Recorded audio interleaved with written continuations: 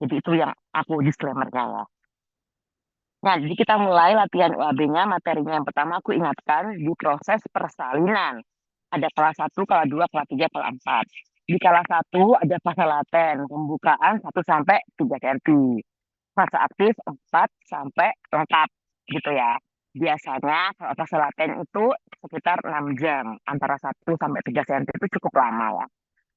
Terus kalau sudah buka 4 itu biasanya naik satu itu 1 cm itu per jamnya. Jadi sekitar 6 jam. Nah, kalau kala 2 berarti proses melahirkan dari lengkap sampai bayi keluar. Di mana kalau ada kelainan di sini di kelas 1 fase laten lama, kelas 1 fase aktif yang lama gitu. Atau apa namanya sama sekali nggak turun gitu kan ya. Di mana kalau proses persalinan lama penyebabnya itu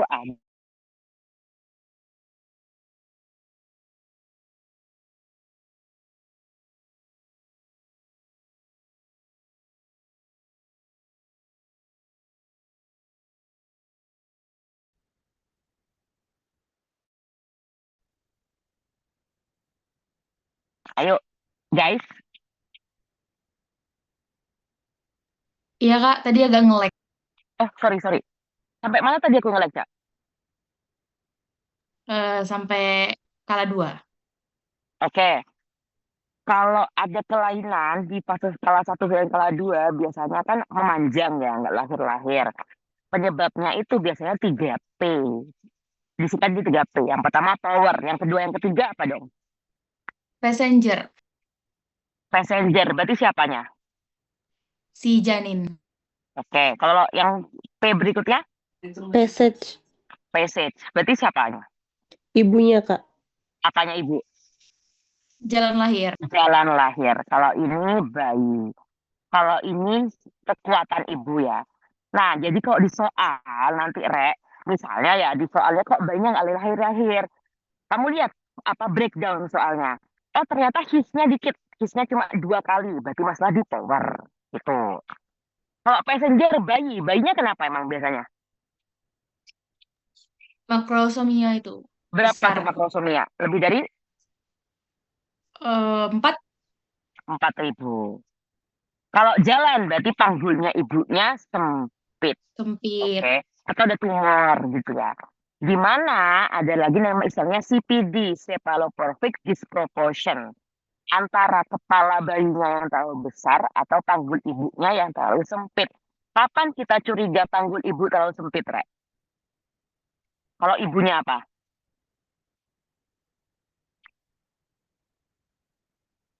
Biasanya yang pendek, Ah, pendek kurang dari berapa? kurang dari 150 cm. Oke, sip. Jadi kalau ibunya kurang dari 150 cm, mau nggak mau dari awal udah direncanakan buat SC. Ada lagi nice to know ya, kapan aja sih dari awal kita, oke ini SC aja nggak perlu lahir normal. Satu, ibu pendek, sama dua, ibu yang minusnya tinggi, minus lebih dari 3, 4, 5 gitu ya. Itu sarankan buat SC aja, karena takut, kenapa gitu matanya, aku lupa. Apa takut kena tekanan berlebihan nanti matanya ruptur, nggak tahu. Pokoknya kalau apa minusnya tinggi, sarankan langsung dari awal SC ya. Nah, kalau di kala 3, waktu untuk melahirkan plasenta, di mana waktunya lebih dari 30 menit. Kalau tadi masalah di kelas 1 atau di kelas 2 kan kelas 1 memanjang, kelas 2 memanjang gitu kan. Kalau masalah di kelas 3 berarti plasenta nggak keluar-keluar lebih dari 30 menit. Namanya apa?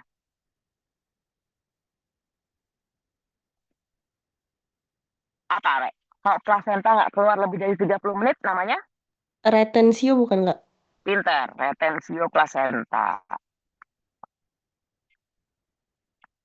Nah, kalau kala 4 berarti setelah melahirkan semuanya. Berarti kelainannya biasanya apa? HPP, hemorrhagic postpartum.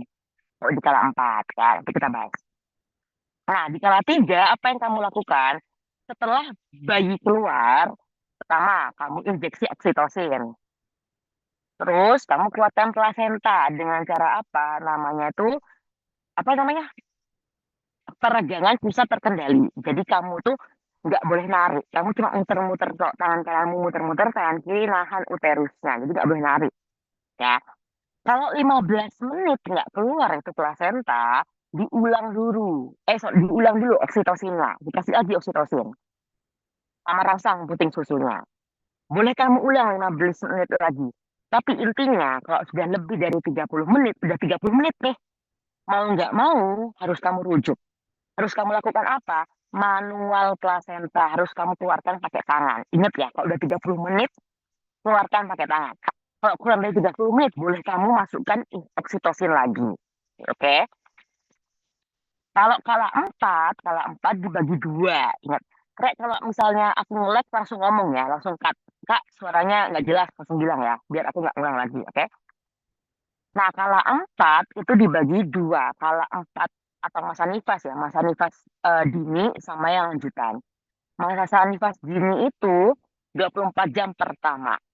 Lebih dari 24 jam sampai 40 hari, ada yang bilang 42 hari ya, pokoknya 6 minggu, itu yang lanjutan. Nah, masalahnya tadi apa sering yang terjadi? HPP. Kalau tadi partus lama kan 3P. Kalau HPP, perdarahan postpartum, penyebabnya ada 4T. Ada yang ingat apa aja? Yang pertama tun, yang kedua apa?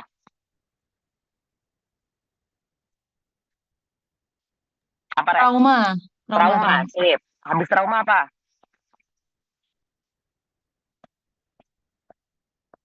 Tisu. Yang terakhir apa?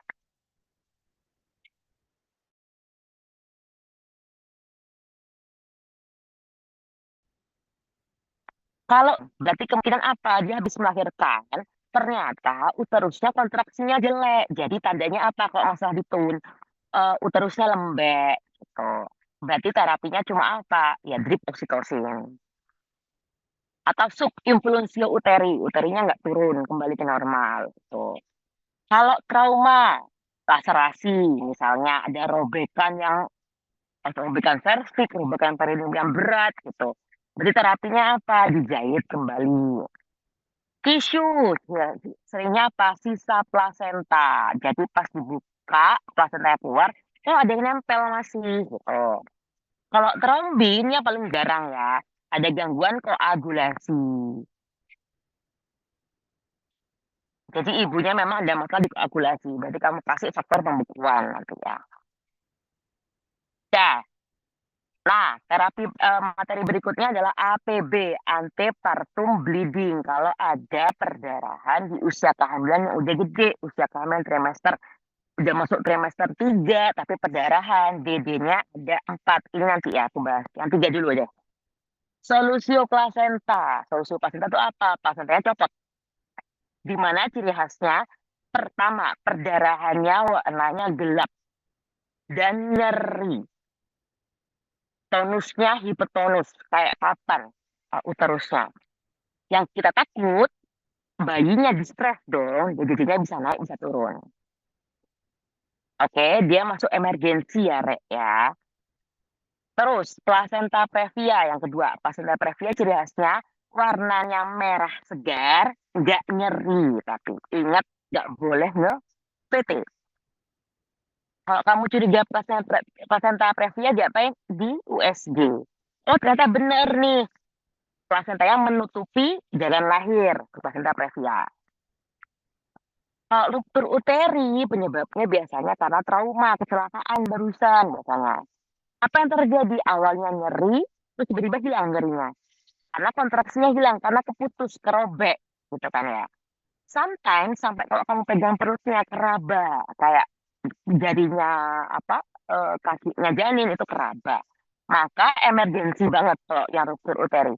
Nggak perlu kamu lihat usia kehamilan berapa, harus segera dioperasi kalau ruptur uteri. Nah, kalau solusio sama plasenta previa, bentar dulu. Ingat ya, solusio sama plasenta previa harus mau nggak bisa lahir normal dong. Jadi aku tanya, kenapa plasenta previa nggak bisa lahir normal? Le?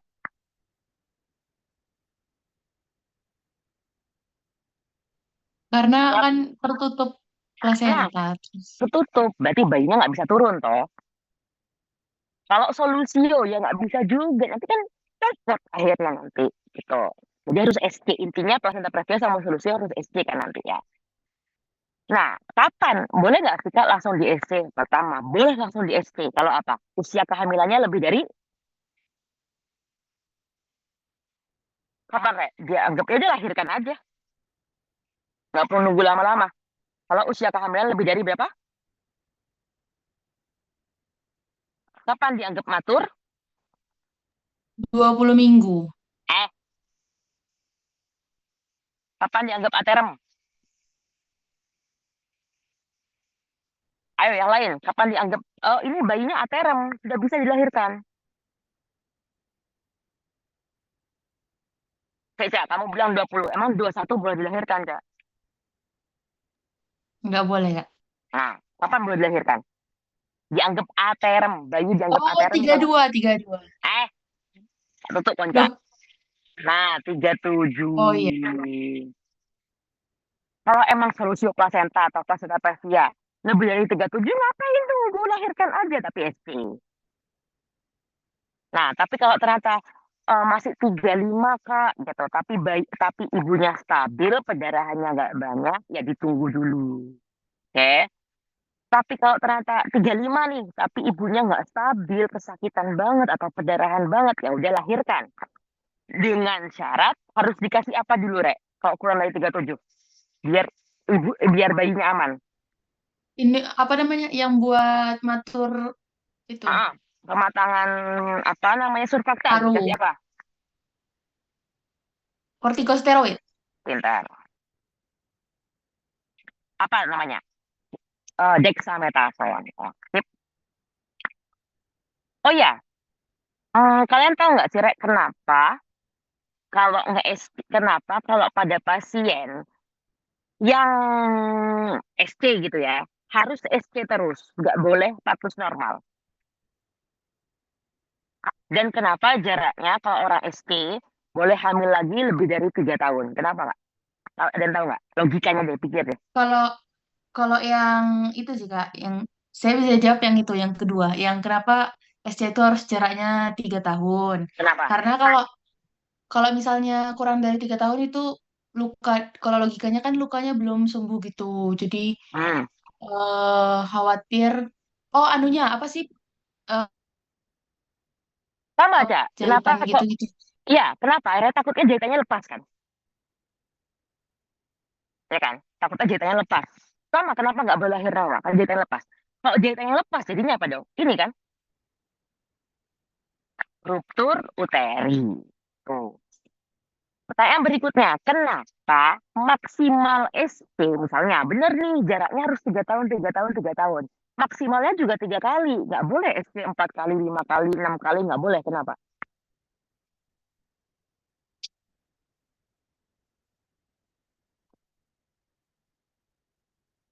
Kalau bekas SP ada jaringan apa, Rek? Parut, fibrosis. Parut. What if kalau plasentanya nempel di jaringan parut? Bisa nggak dilepas? eh enggak, nempel Jadinya terus. nanti apa? Apa namanya? Plasenta apa yang nempel terus nggak bisa dilepas? Plasenta ini, perketa. Perkereta yang berat kan, yang nempel sampai ke perimetrium. Kalau sampai nempel di endometrium rod namanya plasenta akreta. Itu dia ya. Udah aku singgung loh ya. Next, kalau perdarahannya kurang dari 20 minggu, namanya adalah abortus. Nggak aku perlu jelasin, kamu udah hafal, kalau udah pinter ya, masa abortus. Ada imminent, incipient, incomplete, complete gitu kan. Penanganannya, kalau imminent kan cuman apa ngeflekto ya. Pas kamu VT, normal nih, masih menutup. Sekarang pertanyaanku, mau kamu keluarkan nggak kalau imminent bayinya?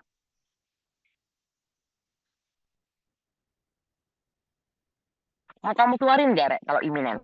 Enggak, Kak. Enggak, berarti apa yang terapinya dong?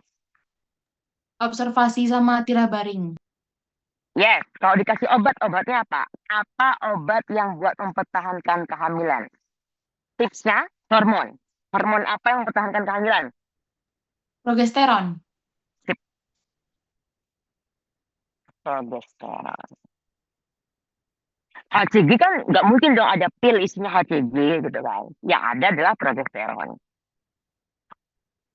Terus kalau incipient, kalian lihat mulutmu ya, incipient, berarti udah kebuka kan.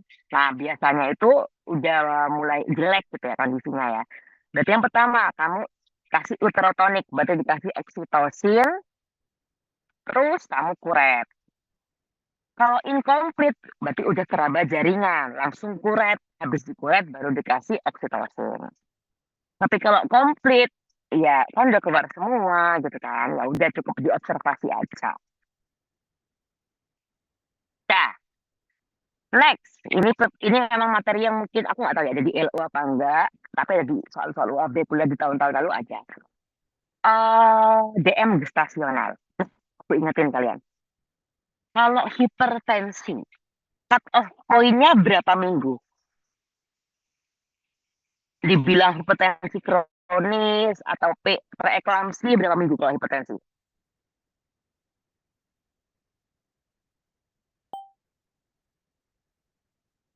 Lebih dari 20 minggu. 20 minggu. Tapi kalau DM gestasional ini cut off pointnya 24 minggu. Jadi kalau orangnya emang dari dulu DM terus dia hamil ya udah berarti ibu DM dan hamil.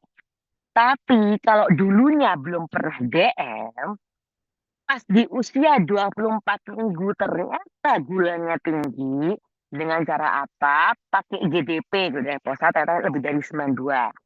Atau di TTGO toleransi apa namanya? Tes toleransi glukosa oral, setelah 1 jam dicek lebih dari 140, atau setelah 2 jam lebih dari 150, 153, baru namanya DM gestasional. Apa sih yang kita takutkan kok pada DM gestasional? Karena gula pada ibu tinggi, guys, maka pada anak juga tinggi. Jadi gulanya yang di dalam darahnya ibu masuk ke dalam tubuhnya anak. Sehingga tubuhnya bayinya menghasilkan insulin yang lebih banyak juga. Insulin sifatnya ngapain sih? Bawa gula masuk ke dalam sel. Akibatnya karena gulanya tinggi, insulinnya anak juga tinggi, banyak gula yang dimasukkan ke dalam sel, maka anaknya besar. Tadi apa namanya anak besar? Makrosomia. Makrosomia. Jadi resikonya bayinya akan besar. Itu yang pertama. Tapi berikutnya setelah wayai melahirkan, waktunya melahirkan, kan bayi keluar. Tali pusat dipotong, kan terjadi karena tali pusat dipotong, maka nggak ada darah ibu yang teralirkan ke anak lagi kan. Berarti gula yang dari ibu udah nggak ada lagi yang masuk ke janin. Karena udah kepotong tali pusatnya. Tapi si bayi kadung insulinnya terlalu tinggi kan. Ya kan? Maka anaknya pas lahir, gulanya tinggi apa rendah jadinya? Rendah. Rendah. Hipoglikemia. Jadi hati-hati ya, bukan hiperglikemia. Jadi resikonya kalau pada DM pada ibu hamil, bayinya besar, tapi pas lahir bayinya hipoglikemia. Nah, ya terapinya. Terapi pada ibu dengan DM atau pada DM gestasional hanya boleh dikasih satu obat. Hanya boleh insulin, nggak boleh obat yang lain. Nanti lebih detail lagi di endokrin ya. Next, distosia bahu. Oke, aku tanya kalian sekarang. Kalau ada distosia bahu, berarti kelainannya di kala apa? Kala berapa? Kala 2. Oke, berarti kepalanya keluar, tapi bahunya nggak bisa keluar, gitu kan? Berarti kemungkinan pada apa? Bayi yang besar, nih. Bayi makrosomia, bayi pada ibu yang gitu. Ciri khasnya apa? Turtle sign, turtle kayak apa sih? Kayak kura-kura kan? Berarti kepalanya keluar, terus masuk lagi kayak gini, itu tandanya. Hati-hati, komplikasi selalu diingat-ingat ini sing keluar ya. Yang kita takutkan ada namanya Erpalsi. Erpalsi itu apa? Kerusakan pada nervus atau saraf di daerah brachialis, daerah sini, di daerah ketiak. Jadi anaknya nanti keple kayak gini loh, tangannya nggak bisa fleksi gini tak. Yang kedua bisa fraktur clavicula atau fraktur humerus. Penjelasannya dia paling ini. Taruhan yuk, pasti keluar salah satu di antara ini. Kalau kepala keluar, bahunya nggak bisa keluar, apa yang kita lakukan? Ini. Helper. Yang pertama panggil bantuan help. Yang kedua, lihat epismu. Epis kan dilakukan gunting, pas kepala dua gitu kan. Kepalanya tapi nggak bisa keluar. Kamu epis gitu kan. Kamu pastikan epismu benar apa enggak. Kalau epismu udah benar, yang ketiga, legs into microbird position. Jadi manuvernya kalau pada distosia bahu, manuver microbird namanya. Apa itu manuver microbird? Jadi kayak gini, Rek. Nah, di apa ya? Diuwek gitu loh. Jadi benar-benar pahannya dinaikin ke atas. P-nya pressure, kasih tekanan di suprapubik. Jadi kayak gini. Jadi posisinya gini loh. Jadi ini kamu dorong ke sini buat microbird position sama tanganmu tekan di suprapubik. Buat ngebantu ngeluarin bahunya bayi. Udah. Kalau tetap nggak keluar, masukkan tanganmu ke dalam vagina. Buat ngeluarkan si posterior, bahu posterior. Sambil diapain? Posisinya nungging kayak gini. Namanya adalah Gaskin maneuver. Jadi awalnya microbird sambil ditekan. Kalau nggak bisa manual, posisinya Gaskin. Kayak next, robekan perineum. Berarti ini masalah di kala 4 di HPT yang masalah di trauma. Ingat-ingat ya. Grade 1 kena cuma mukosa vagina. Grade 1. Oke, grade 2 cuma kena ke otot. Ototnya, otot apa namanya, levator aninya.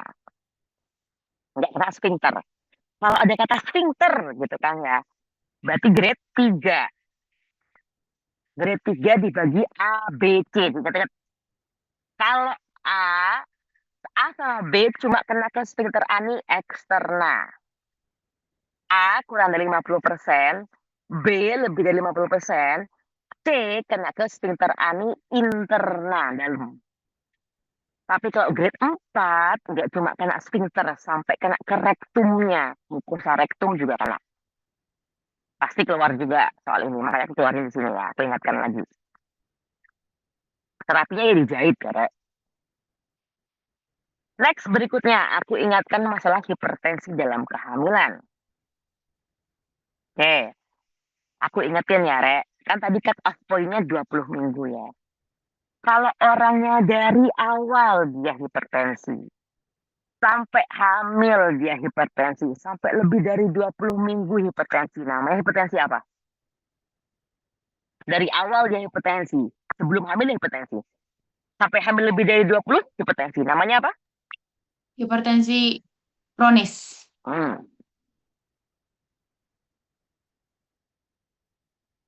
Plus, dia hipertensi kronis. Ditambah ada protein uri, berarti namanya apa? Superimpose. Superimpose. Berarti hati kronis sama superimpose mirip ya, yang membedakan cuman si protein uri.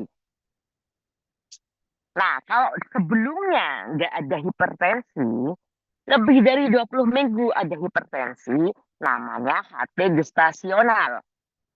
Kalau protein uri negatif.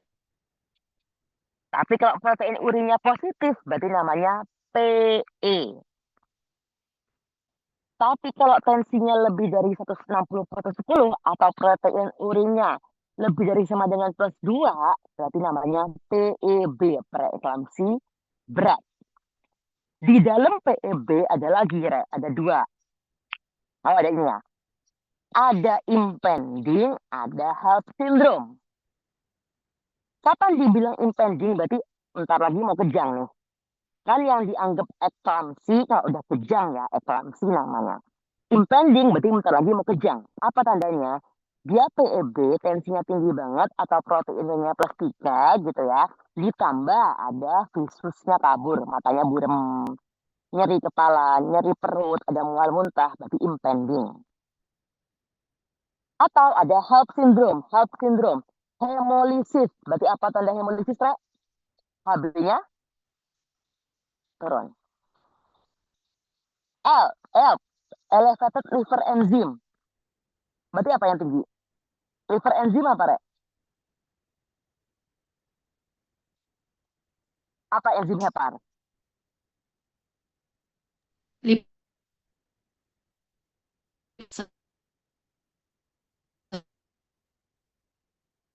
Suaraku putus-putus kah? Enggak, Kak. Oke. SGT, SGPT. Low platelet. Berarti trombositnya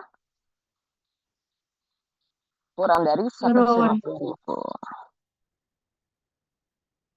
Jadi kalau mau jawab soal, misalnya nih pasiennya udah pandangannya buram, udah sakit kepala, jawab impending.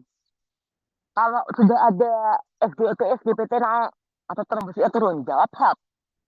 Tapi di pilihan jawaban nggak ada, Kak. Ya jawab PEB. Oke? Kalau kejang, ya jawab eklamsi.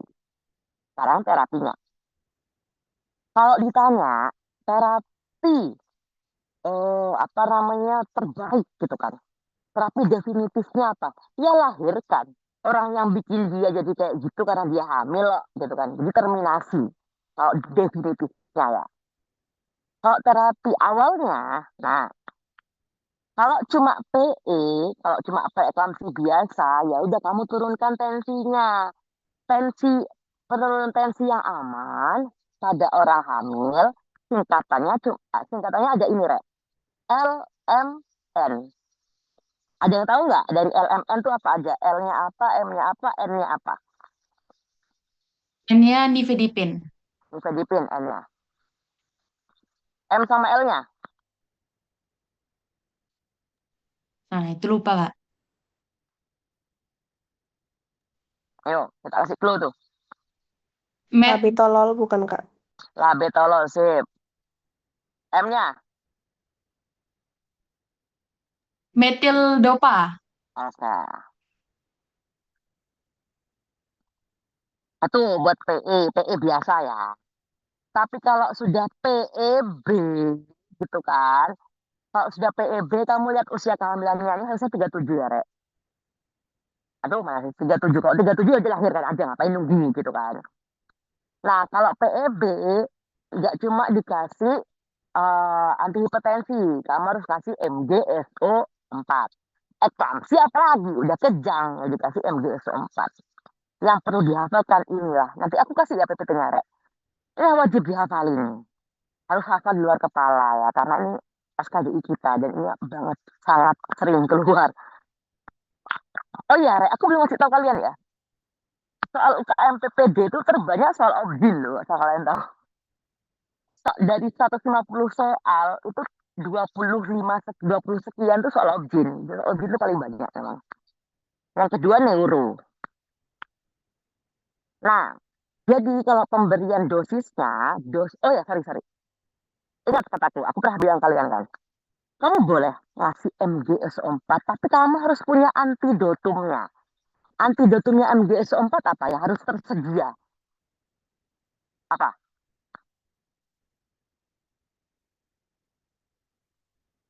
Apa sih clue-nya? Apa?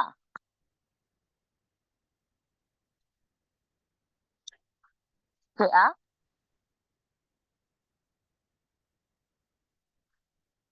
CA glukonas. Jadi kalau orangnya ada keracunan MgSO4 harus kamu kasih CA glukonas nanti ya. Nah, tanda keracunannya harus kamu cek apa aja Rek, kemarin Rek untuk memastikan kamu ngasih apa namanya MgSO4 harus cek apa? Refleks apa?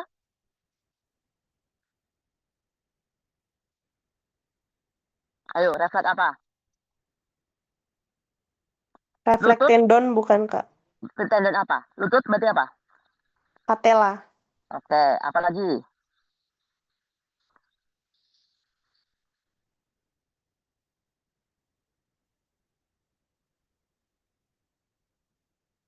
Nah ini ya, kalau udah dikasih MGS, mata efek-efeknya negatif, atau RR-nya tambah naik, atau kesadarannya turun, atau urinnya sedikit, langsung masukkan CA gluconat. Terus dosis awalnya, ini diingat-ingat ya, pasti harus kamu harus hafal di luar kepala banget, karena kalau nggak yang ini yang keluar, nanti yang ini yang keluar biasanya. Dikasih berapa? 4 gram MgSO4 yang 40%. Dilarutkan dalam 10 cc Aquadex. Bolus pelan selama 20 menit. Hati-hati. Kalau di soal nggak ada, Kak, kalau di soalnya nggak ada 40%, Kak, adanya yang 20%. Maka bukan 4 gram, berarti berapa gram, Rek? Kalau di soalnya, kalau di pilihan jawabannya 20%. Kalau 4 gram kan 40%.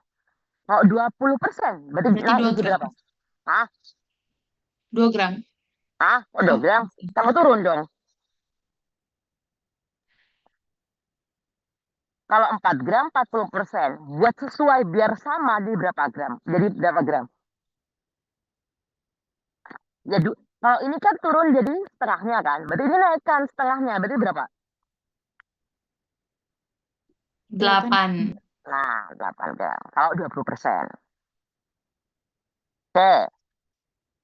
Berikutnya, kalau udah nih, kalau udah masukkan bonus 20 menit nih kamu masukkan. Selesai, Kak? Belum. Kamu harus kasih dosis rumahan. Nama lainnya dosis rumahan berarti dosis maintenance. Berapa? Tadi kan 4 gram, sekarang 6 gram. Kalau tadi kan dibolus dalam step 10 cc. Ini kamu masukkan di dalam cairan infus. Cairan infus kan 500 cc kan. RL. Dalam 6 jam. 28 tetes per menit. 28 tetes, 28 ppm. Ya ya, itu diingat-ingat. Harus hafal kalau yang itu. Dah, sekarang ke letak. Normalnya letak itu kan menggujur kepala di bawah. Ingat kan, ada Leopold 1, Leopold 2, Leopold 3, Leopold 4. Leopold 1 kan TFU ya, yang bagian atas. Berarti normalnya dalam keadaan normal. Di TFU di atas harusnya lunak apa keras? Lunak. Oke, Leopold 1 harusnya teraba lunak. Leopold 2 kan punggung kanan atau punggung kiri gitu kan. Leopold 3 dan 4 kan kamu melihat dia ini bagian terbawahnya udah masuk PAP atau enggak. Berarti normalnya keras kan karena kepala. Dan masuk PAP atau enggak gitu kan. Tapi kalau sungsang itu namanya bridge ya, Rek, ya. Sungsang itu dibagi dua. Letak sungsang itu dibagi dua. Ada sungsang sempurna, ada sungsang tidak sempurna. Sungsang sempurna yang apa? Yang kayak begini, sungsang sempurna. Berarti kalau kamu cek level satunya apa dong? Lunak apa keras? Keras. Keras karena kepala. Level 3-nya lunak. Apa kamu VT pas kamu masukkan jarimu ke sini, teraba bokong, teraba sakrumnya janin. Jadi kalau dianggap sungsang sempurna kalau melipat kayak gini. Sungsang yang tidak sempurna ada Frank Bridge, ada Footling Bridge. Kalau Footling Bridge berarti kepalanya di atas, level satunya keras, dan kakinya satu turun. Pas kamu dulu kaki turun gitu. Kalau Frank Bridge kedua kaki di atas, berarti waktu kamu cek kepala apa TFU, selain dia level satunya teraba keras dan teraba ada dua kaki, teraba ada dua gundukan gitu ya, itu namanya Frank Bridge berarti. Ini ya gambarannya. Nah ini ya. Ini yang komplit bersila. Ini yang Frank Bridge kakinya di atas. Ini yang footling kakinya turun satu. Ini yang letak lintang. Biasanya pada kasus apa? Plasenta previa, karena nutup di sini plasentanya. Gitu. Yang ini bener sih kepala di bawah, tapi wajah. Benar, letaknya membujur. Tapi presentasinya pas kamu VT, bukan, harusnya kan kepala di ujung sini kan, kepala belakang ini kan. Pas kamu VT, lo kok hidung, kok mulut. Nah, itu namanya presentasi wajah. Sekarang pertanyaanku, boleh nggak, Rek? Ini lahir normal, per vaginam? Harusnya boleh nggak sih, Kak? Boleh, yang mana yang boleh? Yang face brow. Face, boleh. Yang mana lagi yang boleh? Itu kayaknya yang Frank boleh. Yang frank boleh. Kalau yang footling bisa nggak lahir lahir per vaginam?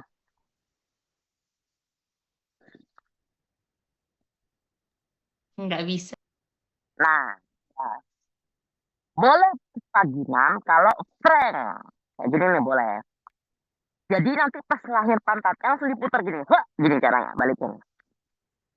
Kalau TBJ-nya normal, taksiran BJ-nya normal, panggulnya oke, nggak CPD gitu kan. Wajah boleh. Pas kamu VT, oh ini mulut, oh ini hidung gitu kan, boleh. Asalkan mentumnya di anterior. Mentum itu apa? Mental. Mental tuh ini loh, tulang mandibula yang dagu itu loh, Rek, itu mental. Kenapa nih? Kalau mentumnya di anterior kan di sini ya, Rek, ya, di depan.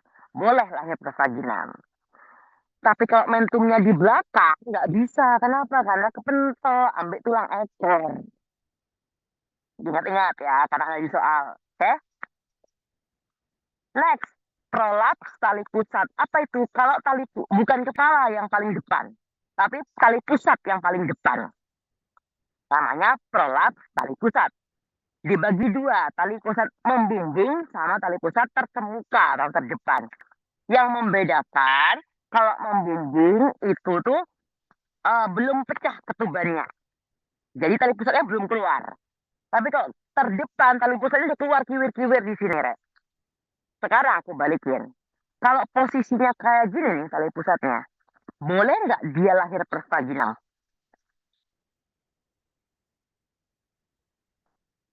Kalau dia lahir per vaginal, berarti kan bayinya turun nih ke bawah. Apa yang terjadi, Rek?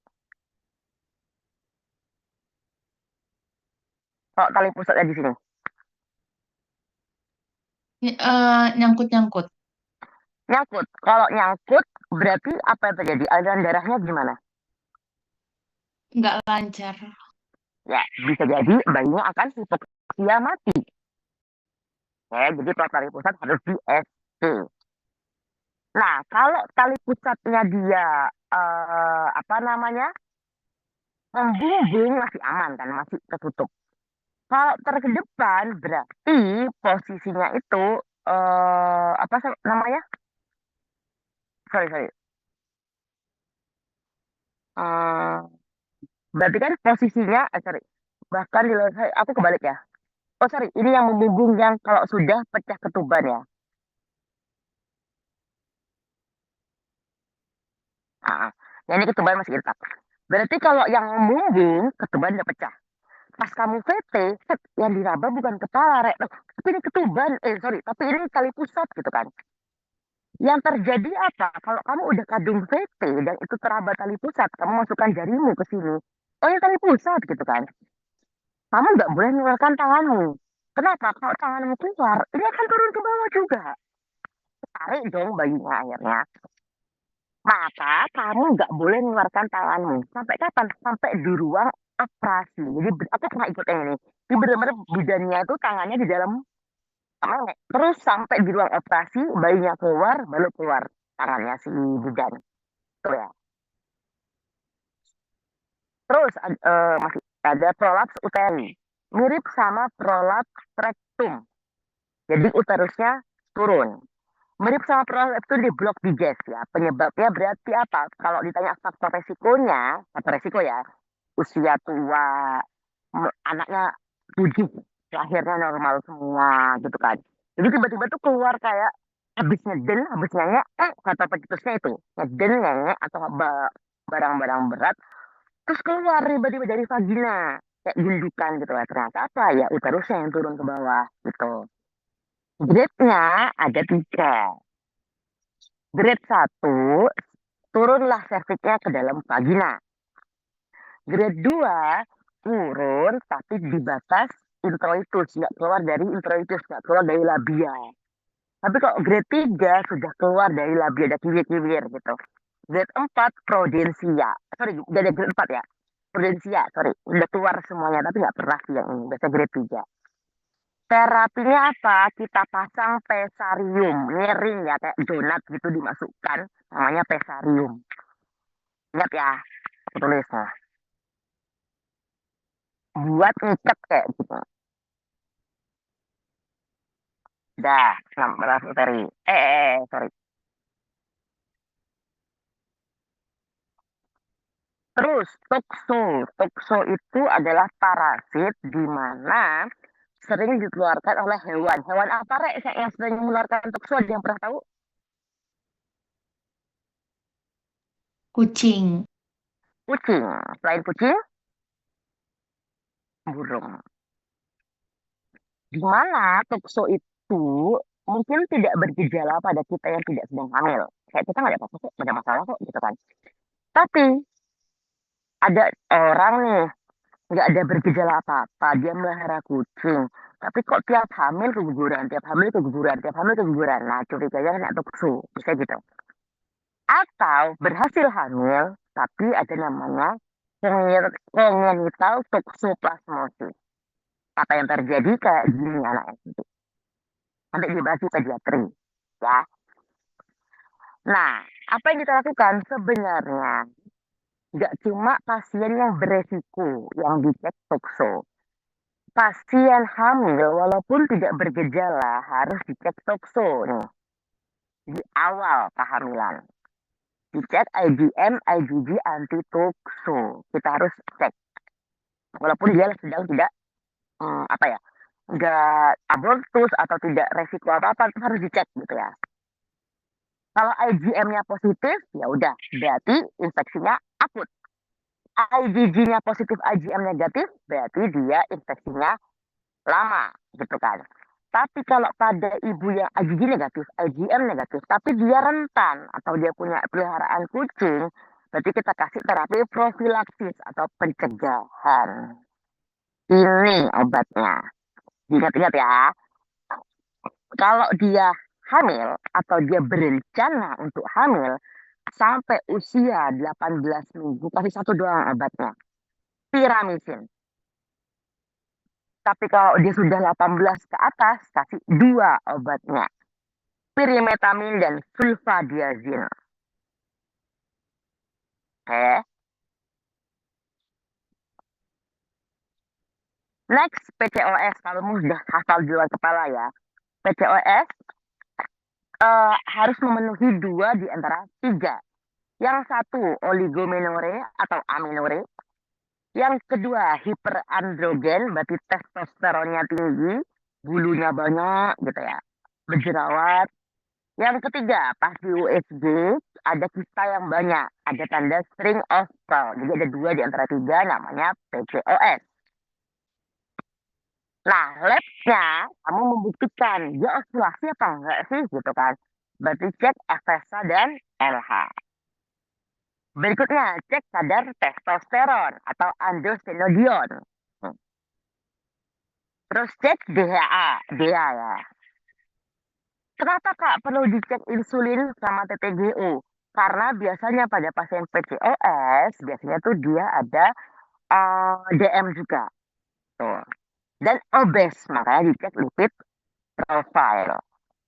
Terapinya apa? KIE buat turunkan berat badan, dikasih obat KB, dikasih spironolakton, obat anti hipertensi ya.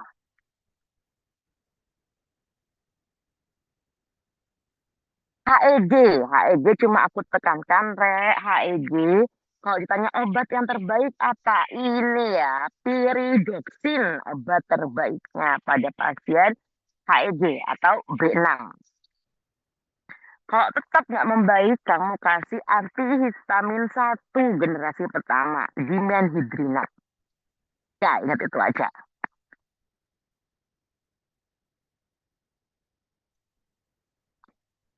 Ya, kedua sebelum terakhir ada namanya inverted nipple. Apa tuh? Ininya, apa namanya? Areolanya kebalik ke dalam, masuk ke dalam. Hati-hati, DD-nya ada inverted nipple, DD-nya ada retracted nipple, ada cracked nipple. Kalau inverted, ini ya inverted, memang secara kongenital dia dari dulu tuh masuk ke dalam memang. Kalau retracted, dia itu sebelumnya normal. Tapi karena ada kanker yang sifatnya ganas, akhirnya masuk ke dalam gitu. Kalau cracked, berarti ada luka, ada koreng. Kalau inverted tadi kan dia dari sononya emang masuk ke dalam ya. Akibatnya apa? Waktunya menyusui, susah buat menyusui gitu. Grade 1 masuk sih ke dalam. Tapi pas kamu pencet, keluar dia. Itu grade 1. Kalau grade 2 pas kamu pencet, keluar, masuk lagi. Gitu. Kalau grade 3 meskipun kamu pencet, nggak bisa masuk. Oke. Yang terakhir, usia kehamilan. Tipsnya adalah, kamu hafalkan aja 3 organ. Ada simfisis, ada sifoid, ada umbilikus. Usia kehamilan itu kan rata-rata 40 minggu, tuh, Rek. Nah, kamu anggap aja 40 bagi 2, berapa? 20. Berarti kalau 20 minggu, pas di tengah sini, di umbilikus. Oke. Di simfisis berapa? 8. Di sifoid berapa? 36. Berarti kalau ditanya, kalau usianya 10 minggu berapa? Berarti kira-kira ada di mana? Di atasnya simfisis dikit? Gitu. Antara 20 sama 8, berarti kan pertengahan ya, kira-kira 16 gitu kan. Berarti 16 di mana? Di pertengahan antara umbilikus sama simfisis, tinggal dikira-kira aja. Yang penting kamu ingat, sifoid 36, umbilikus 20, ya apa namanya, simfisis yang 8 minggu. Pertanyaanku sekarang, Rek, kenapa? Ini kan 36 di sifoid. Kenapa 40 di bawahnya sifoid?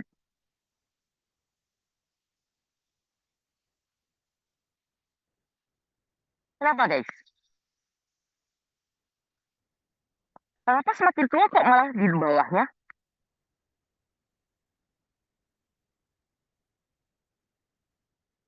Kalau udah usia kehamilannya tua, apa yang terjadi? Udah penurunan, Kak. Yes, sudah masuk ke PAP, udah masuk ke sini ya, makanya lebih turun. Udah, nanti aku kirim kok yang ini. Udah ya. Ini berapa orang nih? Ntar, 12. Nah, ntar lagi aku share link buat kuisnya. Kuisnya 65. Eh, hadiahnya aku sediain 6 buat yang nilainya tertinggi. 6 orang tertinggi ya nilainya ya.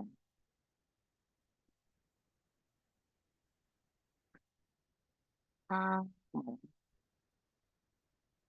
jadi siapkan, boleh pakai device ini boleh.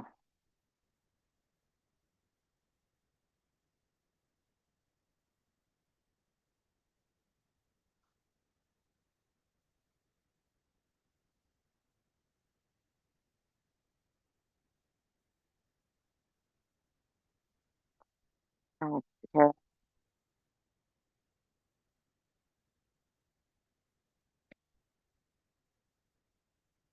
bentar. Mana Zoom? Kalau mau pakai kalau mau pakai device yang ini linknya. Kalau mau pakai 2 device, bentar aku share.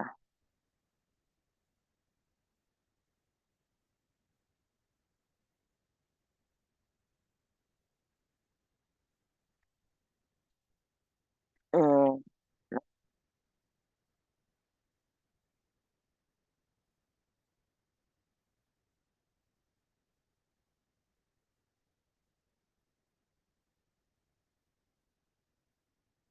bebas namanya, mau pakai nama siapapun.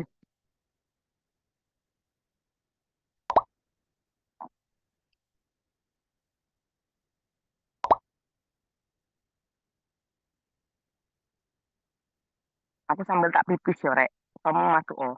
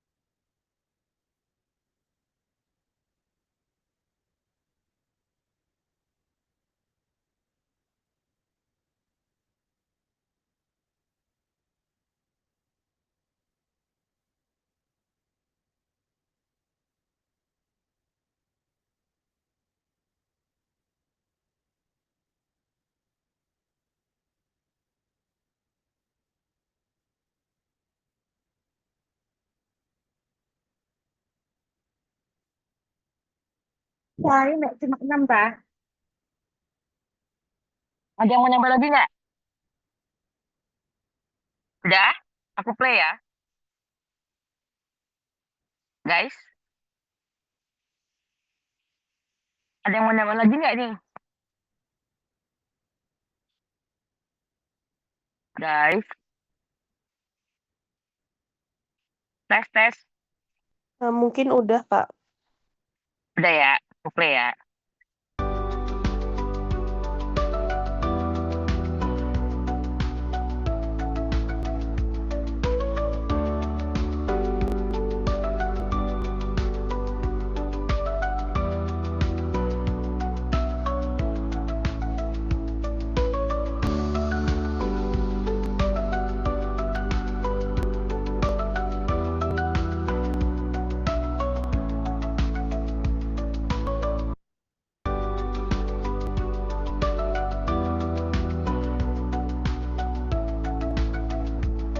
Tinggal satu nih, ayo.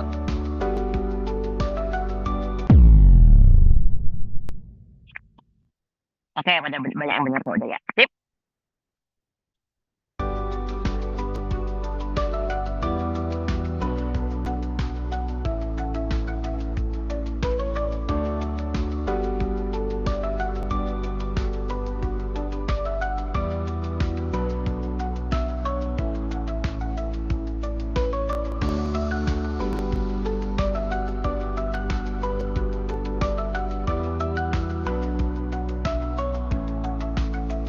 Kak, maaf. Tadi saya ini, Kak, kepencet.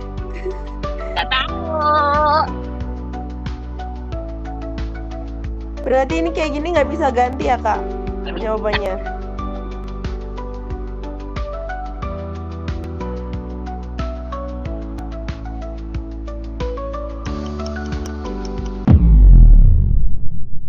Kenapa dia jawab incomplete? Apa, Rek? Kenapa jawabannya iminen? Tadi saya kepencet, Kak. Salah. Soalnya Karena terus Forsio mau masih ganti. tertutup. Dimaafkan yang kepencet. Oke. panjang. Dari panjang.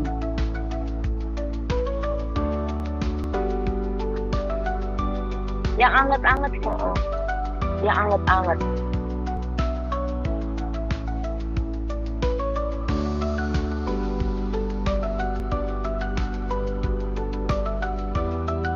Makanya Rek, yang belum punya pacar, cepetan punya pacar ya. Kayak aku kayak gini loh Rek. Lagi capek, ajar, disambar, disamperin.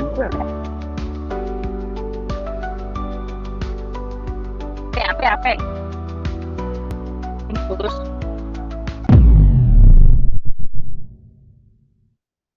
Salah, ada yang salah dua. Oke, kenapa jawabannya apa namanya Kita Gatler? Ada yang bisa jawab?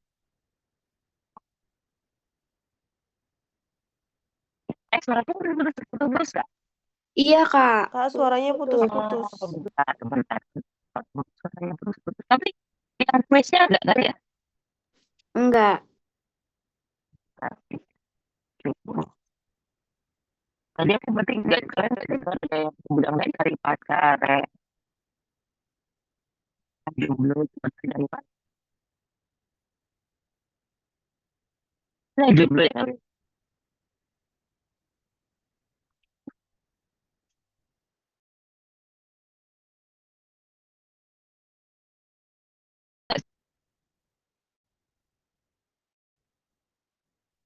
Udah.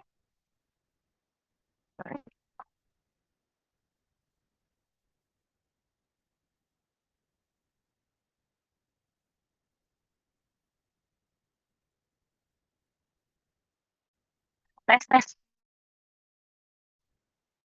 Masih putus kan? Masih, Kak.